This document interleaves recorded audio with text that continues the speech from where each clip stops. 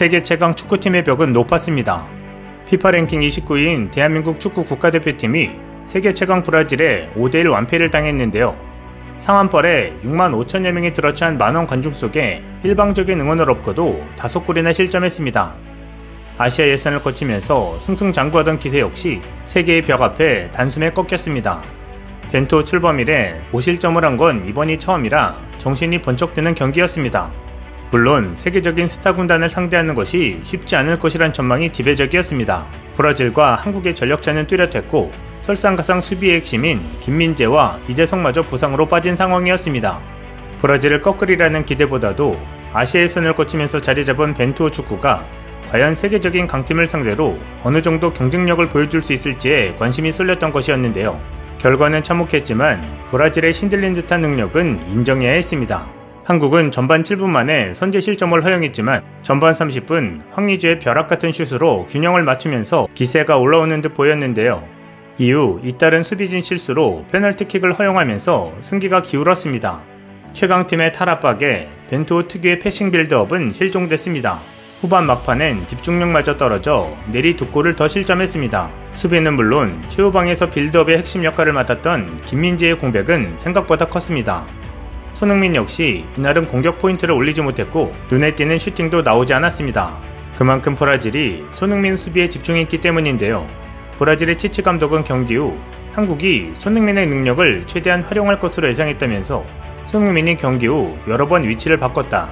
처음에는 다니 아우베스에게 수비를 맡겼다가 이후 마르키뉴스를 붙였다. 또 카세미르에게도 손흥민을 막으라고 지시했다고 설명했습니다. 전반 12분에는 홍철의 크로스가 페널티 박스 안으로 쇄도한 손흥민에게 닿자 슈팅을 저지하기 위해 순간적으로 브라질 수비수 3명, 치아고 시우바, 마르키뉴스, 아우베스가 동시에 손흥민 앞으로 달려들기도 했습니다. 세계적인 선수들을 돌아가면서 붙이는 그야말로 손흥민 집중 수비였습니다. 이는 당연한 전술이었습니다.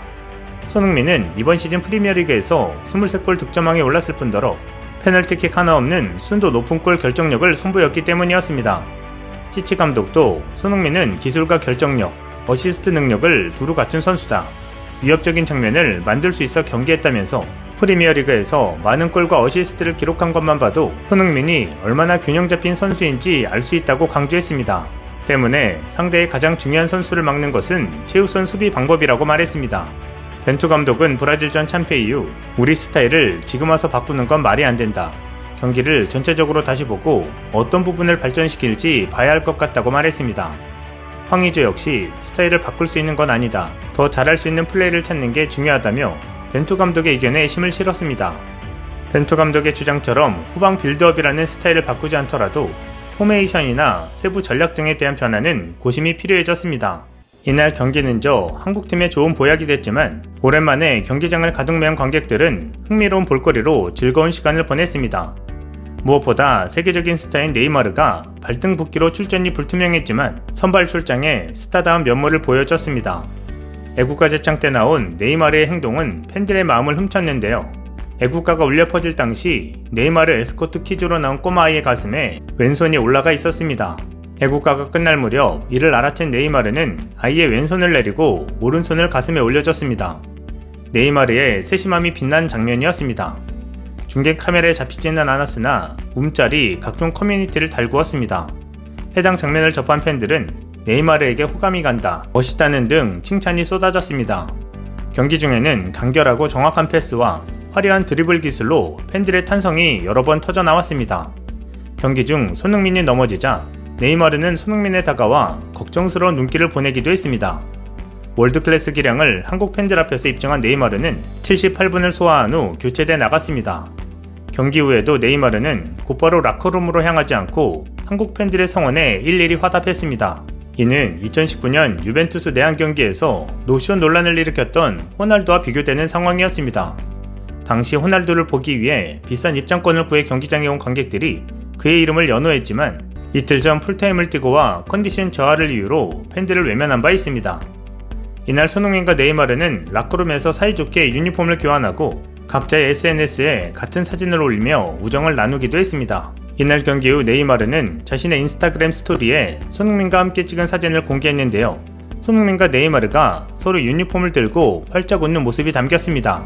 네이마르는 이 사진에 손흥민의 아이디를 태그하고 크랙이라는 단어와 함께 손뼉치는 이모티콘을 남겼습니다.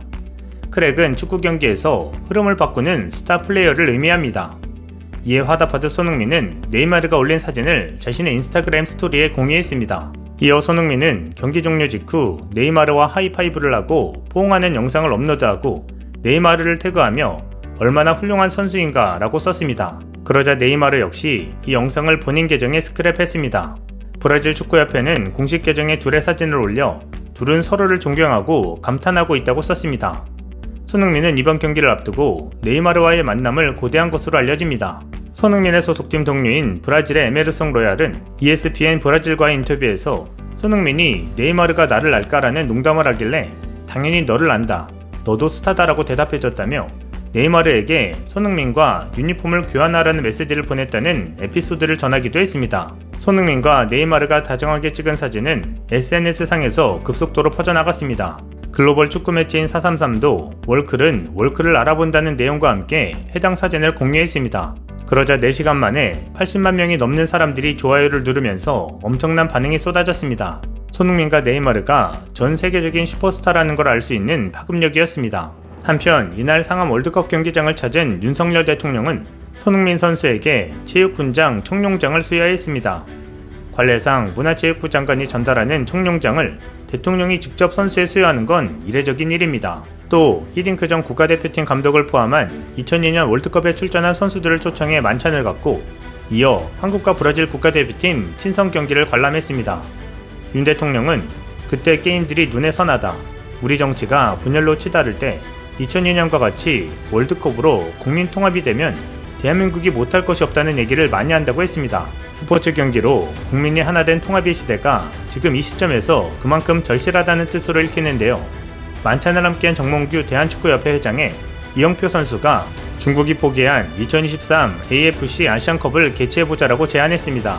이어 우리나라는 아시안컵 대회의 초대 대회와 2회 대회에서 우승한 이후 60년 동안 우승도 개최도 하지 못했다며 손흥민 선수가 세계 최고 기량으로 전성기를 누릴 때 우리나라에서 개최해 우승하면 좋겠다고 했습니다. 그러자 윤 대통령은 이 자리에 있던 박보균 문화체육부 장관에 적극적으로 추진하라고 지시했습니다. 얼마 전 일본 언론에서도 한국이 아시안컵 개최를 하면 좋겠다는 기사를 본 적이 있었는데요. 손흥민 선수의 경기를 직접 와서 볼 수 있기 때문이라는 게 이유였습니다. 방역이 있어서도 선진국인 한국이 아시안컵 개최를 이뤄내 코로나로 지친 아시아인들에게 큰 선물을 줄 수 있기를 기대해봅니다. 이상 시온TV였습니다.